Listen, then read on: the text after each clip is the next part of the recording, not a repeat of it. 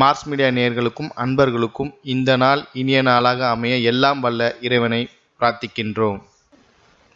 இந்த சேனல் உங்களுக்கு பிடிச்சிருந்தா மறக்காம சப்ஸ்கிரைப் பண்ணுங்க, ஷேர் பண்ணுங்க, லைக் பண்ணுங்க, கமெண்ட் பண்ணுங்க. சுய உதவிக்குழு பான் கார்டுகளுக்கு மார்ஸ் மீடியா நேயர்கள் எல்லாருக்கும் ஜோதிட குருஜியின் இனிய வணக்கங்கள். இந்த பதிவில் நம்ம பிப்ரவரி மாத ராசி பலன் பார்க்க போகிறோம். இந்த பிப்ரவரி மாதத்தில் கிரகநிலைகள்னு பார்த்தீங்கன்னா மேஷ ராசியில் குரு பகவான் அற்புதமாக இருக்கார். கன்னி ராசியில் கேது பகவான், துலாம் ராசியில் சந்திர பகவான், தனுசு ராசியில் சுக்கிர பகவான், செவ்வாய் பகவான் 2 பேரும் இருக்கா. இந்த சுக்கிர பகவான் 13/2/2024 மகர ராசிக்கு ஜம்ப் பண்ணிடுறார். 4/2/2024 மகர ராசிக்கு இந்த செவ்வாய் பகவான் அப்படியே உச்சமடைந்து சஞ்சாரம் பண்ண போறார். மகர ராசியில சூரிய பகவான் புத பகவான் இருக்கார். புத ஆதித்ய யோகத்தை கொடுத்துட்டு 13/2/2024 இந்த சூரிய பகவான் எங்க வர போறாருன்னு பார்த்தீங்கன்னா கும்பராசிக்கு பிரவேசம் பண்ண போறார். கும்பராசியில ஆல்ரெடி சனீஸ்வர பகவான் அங்க ஸ்ட்ராங்கா இருந்துட்டு இருக்கார், ஆட்சி. மீன ராசியில ராகு பகவான் குருவோட காரகத்துவத்தை பெற்று அருமையா சஞ்சாரம் பண்ணிட்டு இருக்கார்.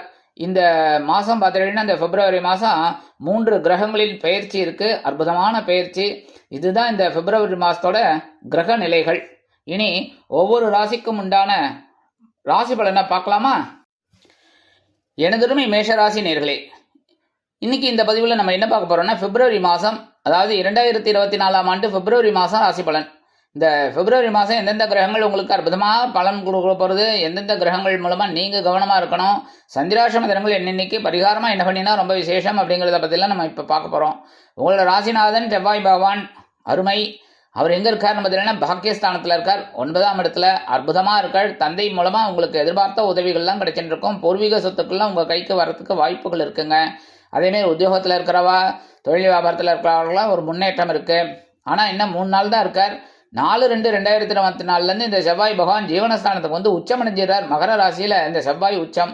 ஏன்னா மகர ராசி சனீஸ்வர பகவானுக்கு இடம், ஆட்சி. அந்த ஆட்சியில் இந்த செவ்வாய் பகவான் வர்றதுனால உச்சம் அடைஞ்சிடறாரு அங்கே. அதான் நேர 7ஆம் இடம் பார்த்தீங்கன்னா கடகராசியில் நீச்சம் அடைஞ்சிடறார். இந்த செவ்வாய் பகவான் மகர ராசியில் உச்சமடைகிறதுனால உங்களுடைய ஜீவனஸ்தானம் ரொம்ப பலமாக இருக்குது.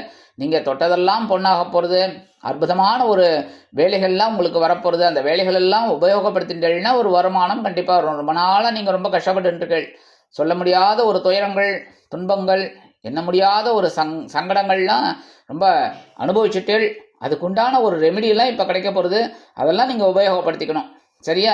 இந்த செவ்வாய் பகவான் ஜீவனஸ்தானத்துக்கு வந்ததுலேருந்து உத்தியோகத்தில் இருக்கிறவர்களுக்கெல்லாம் பார்த்தீங்கன்னா எதிர்பார்க்கிற ஒரு காரியங்கள்லாம் அற்புதமாக நிறைவேறும். சிறுடை பணியாளர்களாகிய காவல், இராணுவம், தீயணைப்புத்துறை, மருத்துவத்துறையில் வேலை பார்க்கும் அன்பர்களுக்கு எதிர்பார்க்கும் இடமாற்றம், பதவி மாற்றம், பதவி உயர்வு அருமையாக வந்து சேரும். இந்த ரொம்ப நாளாக இடமாற்றம் கேட்டுருக்கா அவளுக்கெல்லாம், இந்த அரசாங்கத்துறையில் இருக்கிறவளுக்கெல்லாம் டக்கு டக்குன்னு அற்புதமாக இடமாற்றம் கிடைக்கும். அதேமாரி ரொம்ப நாளாக சில பேருக்கு வீடு அமைப்பே கிடைக்கல, சரியாகவே அமையல. அந்த வீடு கிடைக்கிறதெல்லாம் இப்போ வாய்ப்புகள் நிறையா இருக்குங்க. உத்தியோகத்தில் இருக்கிறவளுக்கெல்லாம் முயற்சிகள் பலிதமாகும். தொழில் வியாபாரத்தையும் கொஞ்சம் வேறு இடத்துக்கு கொஞ்சம் மாற்றி ஒரு பெருசாக பண்ணலாமா அப்படின்னு நினச்சிட்டீங்கன்னா தாராளமாக நீங்கள் பண்ணலாம். ஏன்னா உச்சம், செவ்வாய் பகவான் உச்சம்ங்கிறதுனால ரொம்ப இது. அதேமாதிரி சில பேருக்கு பார்த்தீங்கன்னா புதிய தொழில் தொடங்கக்கூடிய ஒரு வாய்ப்புகளும் அவங்களுக்கு கிடைக்கும். குடும்பத்துலேயும் மங்கள காரியங்கள்லாம் அற்புதமாக நிறைவேறத்துக்கு நிறைய வாய்ப்புகள் இருக்குங்க. சாயா கிரகமான ராகு பகவான் அப்படின்னு பார்த்தீங்கன்னா விரயஸ்தானத்தில் இருக்கார். கேது பகவான் பகிர்வுன ரோகஸ்தானமாகிய 6ஆம் இடத்துல இருக்கார். என்ன இது இந்த 6, 8, 12 துர்ஸ்தானம். துர்ஸ்தானம்ங்கும் போது இந்த 12ஆம் இடத்துல ராகுவும் 6ஆம் இடத்துல கேதுவும் இருக்கிறதுனால கெட்டவன் கெட்டிடும் ராஜயோகம்ங்கிறது ரொம்ப அற்புதமாக வேலை செய்ய போகிறது.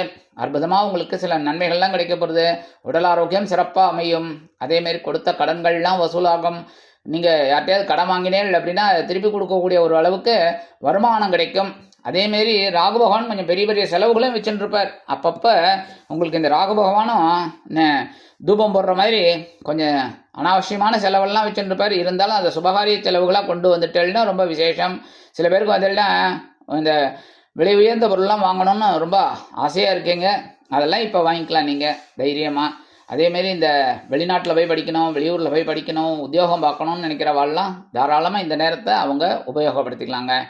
2, 7 குடைய அதிபதி சுக்கிர பகவான் பாக்கியஸ்தானத்தில் இருக்கார். 9ஆம் இடத்துல தனவாக்கு குடும்பஸ்தானாதிபதியும் களத்திராதிபதியுமான சுக்கிர பகவான் இருக்கிறது ரொம்ப விசேஷம். தந்தையார் ஆதரவாக இருப்பார், தந்தை வழி உறவினர்களும் ஆதரவாக இருப்பார். அதன் மூலமாகவே உங்களுக்கு ஒரு சந்தோஷம் இருக்கும். அடுத்தபடியாக 13/2/2024 முதல் இந்த சுக்கிர பகவான் எங்கே வரப்போறான்னு பார்த்தீங்கன்னா ஜீவனஸ்தானத்துக்கு வந்துடுறார். ஜீவனஸ்தானத்தில் ஏற்கனவே செவ்வாய் பகவான் இருக்கார், உங்கள் ராசிநாதன் இந்த சுக்கிர பகவான் 2 பேரும் சேர்ந்து உங்களுக்கு சுக்கிரமங்கல யோகத்தை கொடுக்க போகிறா. என்ன மனசில் ஒரு சந்தோஷம் இருந்துகிட்டே இருக்கும். ஏன்னா நீங்கள் செய்கிற வேலையெல்லாம் அற்புதம். நீங்கள் உங்களுக்கு கொடுக்குற வேலைகள்லாம் நீங்கள் அற்புதமாக செய்கிறதுனாலே உங்களுக்கு ரொம்ப சந்தோஷமான ஒரு நாட்களாகவே இருக்கும். அதெல்லாம் நீங்கள் உபயோகப்படுத்திக்கணும். அதேமாரி குடும்பத்தில் சுபகாரிய நிகழ்ச்சிகள் நடைபெறுவதற்குண்டான வாய்ப்புகள்லாம் அதிகமாகவே இருக்கும். சந்தோஷமாக ஒரு என்ஜாய் பண்ணுங்க. உத்தியோகத்தில் இருக்கிறவாள் நம்ம எதிர்பார்க்குற உயர்வுகள்லாம் இப்போ கிடைக்கும். தொழில் வியாபாரமும் நல்லபடியாக நடக்கும். சில பேருக்கு எதிர்பாராத ஒரு வருமானம் கிடைக்கிறதுக்கு வாய்ப்புகள் நிறையா இருக்குங்க.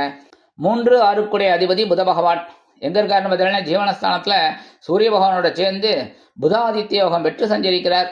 கல்வி பயிலும் மாணவ மாணவிகள் இந்த குழந்தைகள்லாம் ரொம்ப நன்னா படிப்பில் சுணக்கமாக இருந்தவா கூட இப்போ அற்புதமாக படிக்கக்கூடிய ஒரு வாய்ப்புகள்லாம் இப்போ கிடைக்குங்க. அதேமாரி உத்தியோகத்தில் இந்த மறைமுக எதிர்ப்புகள்லாம் விலகும்.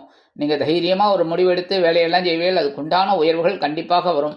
அதேமாரி கடன் சுமை குறையிறதுக்கு ஒரு வாய்ப்புகள் இருக்குங்க. அந்த அச்சுத்துறை அந்த இதிலெல்லாம் வேலை பார்க்குறவாளுக்கெல்லாம் ஒரு உயர்வுகள் கண்டிப்பாக இருக்குங்க. குழந்தைகள் நன்னா படிக்கிறதுனாலே ஆசிரியர்கள் இவங்க மேலே ரொம்ப நிறைய அபிமானம் வைப்பாங்க. அதனாலே ஒரு வெகுமானம் வரத்துக்கு வாய்ப்புகள் நிறையா இருக்குங்க. குழந்தைகள் நன்னா படிக்கணும், கவனமாக படிக்கணும். இந்த வெளிநாட்டில் இருக்கிறவாளுக்கெல்லாம் இப்போ புத்தி கூர்மை அதிகமாகும். ஏன்னா அங்கே வேலை பார்க்குறா பாருங்க நிறையா பேர், அவளுக்கெல்லாம் இன்னைக்கு இந்த தடவை புத்தி கூர்மை நிறையா இருக்கும். ஏற்கனவே புத்தியோ அதிகமாக இருக்கிறதுனால தான் அங்கே போய் வேலை செய்கிறா. என்ன அப்படி இருக்கும்போது இந்த மாதம் பார்த்தீங்கன்னா அவளுக்கு இன்னும் புத்தி கூர்மை அதிகமாக இருக்கிறதுனால அவள் அங்கே எதிர்பார்க்குற ஒரு உயர்வுகள்லாம் கண்டிப்பாக கிடைக்கிறதுக்கு நிறைய வாய்ப்புகள் இருக்குங்க. அதெல்லாம் அவெல்லாம் உபயோகப்படுத்திக்கணும். அதேமாரி தொழில் வியாபாரமும் ரொம்ப நல்லபடியாக நடக்கும். பஞ்சமாதிபதி சூரிய பகவான் ஜீவனஸ்தானத்தில் உட்காந்துட்டு இருக்கார். அற்புதம். அதனாலேயே சில நல்ல காரியங்கள்லாம் அற்புதமாக நடக்கும். கவலைப்பட வேண்டாம். எல்லா வேலைகளும் கடகடன்னு முடியும்.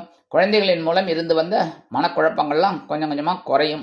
13/2/2024 இந்த சூரிய பகவான் எங்கே வரப்போறான்னு பார்த்தீங்கன்னா அற்புதமாக லாபஸ்தானத்துக்கு வந்துடுறார். ஏற்கனவே லாபஸ்தானத்தில் சனீஸ்வர பகவான் இருக்கார்.